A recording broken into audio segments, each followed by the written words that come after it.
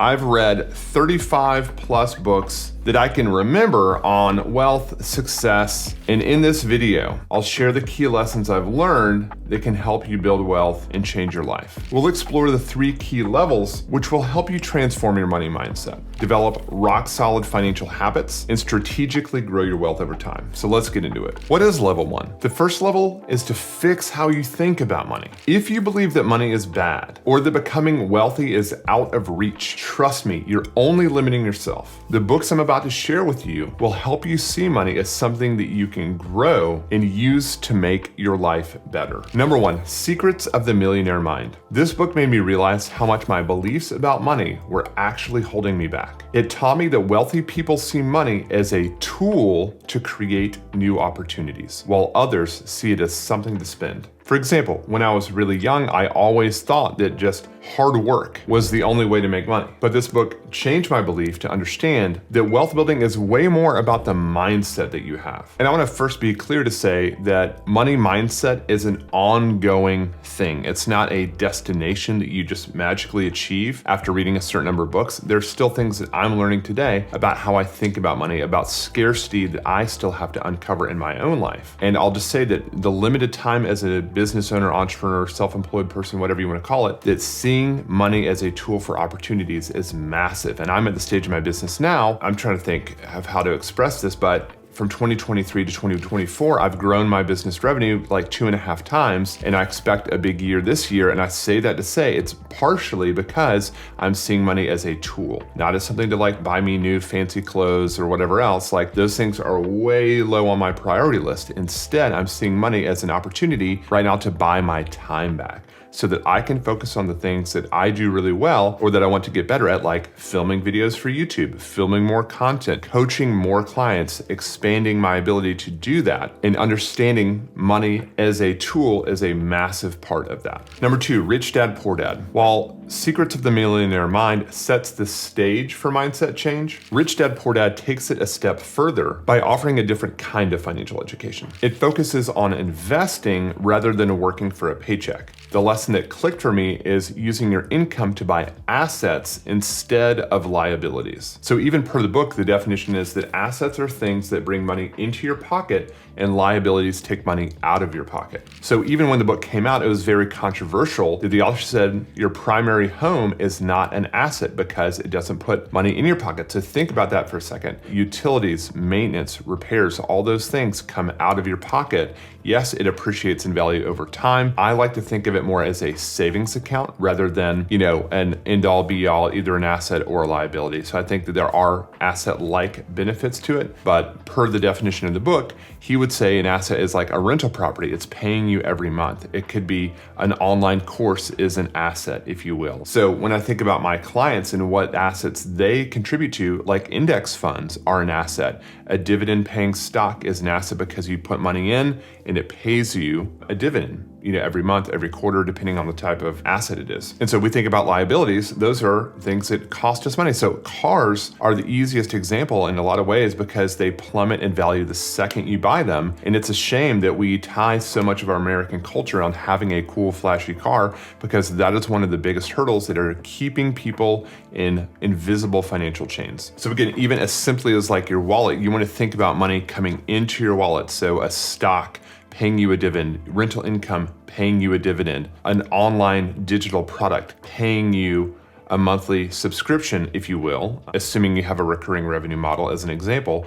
And then we think about things coming out of your wallet, like a car payment, like credit cards that you pay interest on a monthly basis. We want to limit those liabilities and use our positive cash flow to start buying assets. Again, I think one of the biggest things that I hammer on is it's not all or nothing. It's not you have to pay down all of your liabilities before you can ever buy an asset. I think that that is a massive mistake that most financial people talk about all the time. And I think the reality is most people don't have enough discipline to get completely out of debt and then start buying assets. And I think that's where automation changes the game for most people. Number 3, the psychology of money. Where Rich Dad Poor Dad shows you how to build wealth in assets, the psychology of money goes deeper into why people often make poor financial decisions, even when they know better. There's a story about Richard Fosconi, again, I might be butchering the last name, forgive me, or take me to the task in the comments below, a former Merrill Lynch executive who had a great career in finance, making millions. But guess what? In 2008, he declared bankruptcy because he went a little too deep and over-leveraged himself. This is a quote: "He had a massive mansion that required $90,000 a month to maintain, borrowed extensively to finance his lifestyle, and during the '08 financial crisis, his investments in the stock market and real estate crashed, leaving him with a loss of $12 million.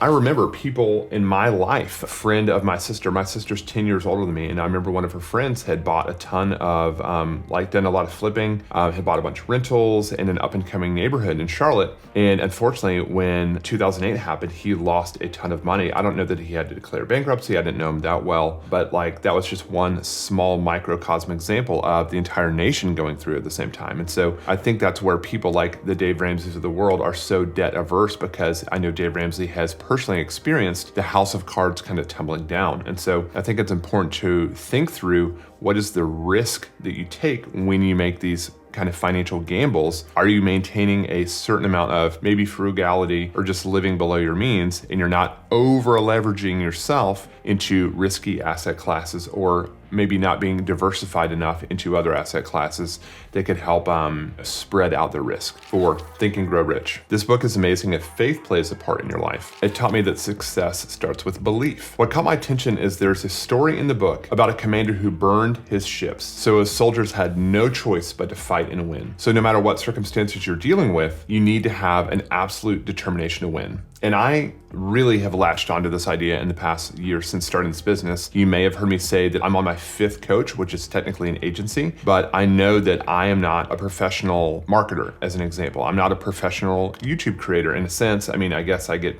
maybe paid in some way, shape, or form through these videos. But what I'm trying to say is, Dan Sullivan in the book Who Not How talks about what is your zone of genius? How can you only focus on doing that type of work and outsourcing the rest? And that has been, between that and the determination factor, almost every time I've hired a new coach, it's been a stretch. It's been uncomfortable for me. It's been legitimately, how am I going to pay for this next new coach? And I have to rise to the occasion, because the coaches I'm hiring is for marketing. It's helping me grow my business, helping me generate more sales calls, helping me to, basically interview new prospective clients, essentially. And so I'm always painting myself into the corner with the only option is that I'm going to rise to the occasion and deliver. And that has been a massive help for me in growing my business. So just don't think of discomfort or fear or uncertainty as the ultimate tool to enable you to make decisions. Just because you're scared does not in any way, shape, or form mean you shouldn't do the thing. It's probably, if anything, an indicator that you should do that thing, or outsource it to someone that can. Now that we've shifted our mindset, we can begin to go talk about lasting habits and building those that will help turn those new beliefs into real consistent wealth. In level 2, we'll focus on the systems and routines that will keep you on track. Level 2, habits and money management. Of course, having the right mindset is just the start, but if you want to see real results, you need habits that support it. Let's talk about level 2, where I'm going to share some books that will help you break free from the bad financial habits and build good ones. Number 1, Atomic Habits. If you're a normal person, you might not have even noticed the small habits that you have. But if you want to be in the top 1%, you need to understand how even the tiniest habits can have a massive effect on your life. Imagine someone offers you $1 million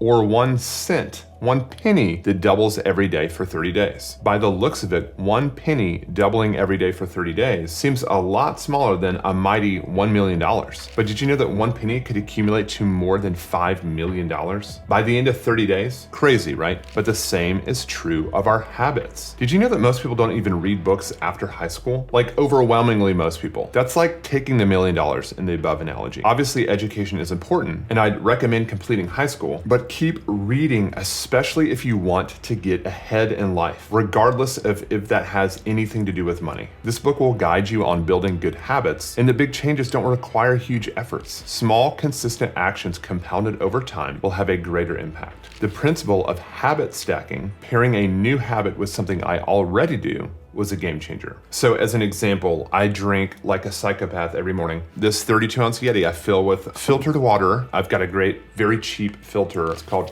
I think zero water. It's on Amazon for like 30 bucks, highly recommend. I fill it up with 32 ounces of water. I add like a splash of apple cider vinegar, a half of a lemon, my double dose of creatine monohydrate, so 10 grams daily, and then actually 18 turns of real salt. That's the brand name of the salt that I use. That's just one example. And so, you know, when I'm making my coffee, I drink that down, and I happen to build that habit into my coffee habit because guess what? I'm gonna make coffee every day. Otherwise I'll get a headache, right? So I fill up the water, I do that, and then over time I've added other supplements into the mix, right? So I take vitamin D3 in case you care. There's this anxiety thing that's been massive for my overall stress and anxiety, as well as I think it's 10x Optimum. Those truly have been like absolute game changers for my overall like well-being, health, feeling good, etc. And sometimes something as small as like taking a pill every day can be a challenge for people. And so when you tie it to something you're already doing, having the pill bottle next to your toothbrush as an example, these things become effortless. If you're a business owner, profit first will change the way that you think about managing your business finances. Here's the main concept. Take profit out before you think about paying everything else. Most business owners do this backwards. They pay their bills first and hope that there's enough money left over for profit, but it doesn't usually work that well. Instead, this method says to set aside profit first, then figure out how to run your business with what's left. It's just like saving money from your paycheck before spending it. When you have to make your business work with less money, you get more creative and find ways to cut costs, meaning you'll actually have a profitable business from day one, which is awesome. The book teaches a simple way to do this. Basically, you have 5 accounts, one for income where all the business revenue goes into, another for profit, tax, salary, and operational expenses. When the money comes into the revenue bucket, it sprinkles over to the other ones. Super simple. This stops you from accidentally spending all your money. Congratulations on reaching level 3. With solid habits and systems in place, the next step is scaling your wealth. Level 3, building wealth and financial freedom. At this stage, the focus is on growing your wealth, investing, building assets, creating a life where money works for you and not the other way around. Some key books on building wealth. Number 1, The Richest Man in Babylon. This classic shares simple yet powerful principles for wealth building, like saving 10% of your income and avoiding debt at all costs. What I love about this book is it's not about quick fixes. It's about setting up sustainable, long-term practices that are easy to implement in daily life. It's funny, I read this one later on in my personal finance journey, thinking like, what can this teach me? While this book felt at the time, as someone who's read like a ton of financial books, it didn't feel like, hey, mind-blowingly fresh. As an aside to this, one of the takeaways from the book Rich Dad Poor Dad is like, if you read a book and get one nugget, it's worth it. And so I think one of the nuggets I got from The Richest Man in Babylon is that you can just start where you are. Like every person, you know, a lot of the characters in the book were like in poverty and like in debt and like working their tail off. Like this is an ancient kind of tale. And so these people have like very physically demanding lives in a lot of the stories, but they would just start where they were and putting a little bit away and getting to the point where they could save 10%. And then that helped them rise up out of their circumstances. And I think that's incredibly powerful. Okay, number 2, the Bitcoin standard. While The Richest Man in Babylon focuses on time-tested principles, the Bitcoin standard brings us to a modern age of wealth building. If you're curious at all about cryptocurrency, this is a must-read. It's considered a digital gold, if you will, and why it could be the future of money. If you want to argue in the comments, sound off below. So I'm not a crypto guy. Maybe you've already come to that conclusion if you've watched any of my content, but I do think it is a fascinating, incredibly surprisingly heady read, by the way. This is not a flex, I typically like consume books like this at 2x speed. Oftentimes I'm like going to the gym, I'm on a treadmill, or I'm like driving around and just trying to like suck it all in because I love this stuff. But this is definitely one I had to slow down, not because they talk about the technical aspect of like mining Bitcoin as an example, which I have no clue about, but they talk about what constitutes a hard money. I'm not even gonna get into that because that's a whole like hour-long YouTube video in and of itself, but they do a phenomenal job of breaking down all the facets of what is required for a solid currency, of which Bitcoin really checks the majority of the boxes. The mysterious origins of Bitcoin, you could talk about that, and there's like so much meat on that bone, but the reality is it does set the stage, the book, to help you understand how intense and how deep the concept of money actually goes. Number 3, Simple Wealth, Inevitable Wealth. This book brings us back to a more straightforward,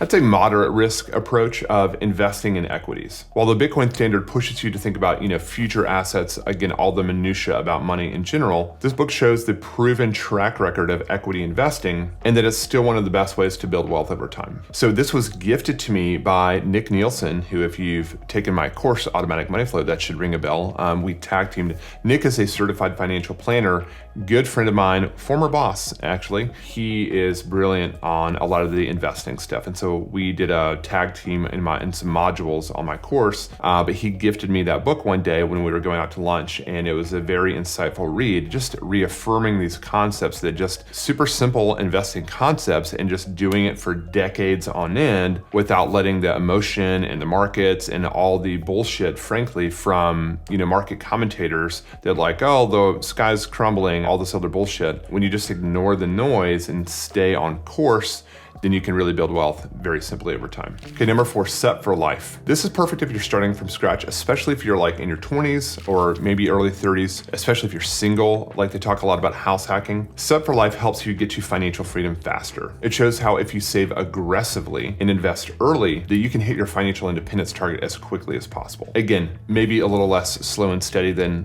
but I think for someone that's early on, that's super serious and willing to make a lot of potentially personal sacrifices to hit your financial goals, this can be a great approach. And there you have it. The books that will help you master your mindset, build powerful habits, and create real wealth. Now, here's my question for you. Which of these books are you going to start with? Let me know in the comments. And remember, the first step to building wealth is just starting. And if you found this helpful, subscribe for more. And if you want to learn more about financial advice and you want to stop overspending on things, watch my video on 3 things that I quit buying as a 6-figure financial coach.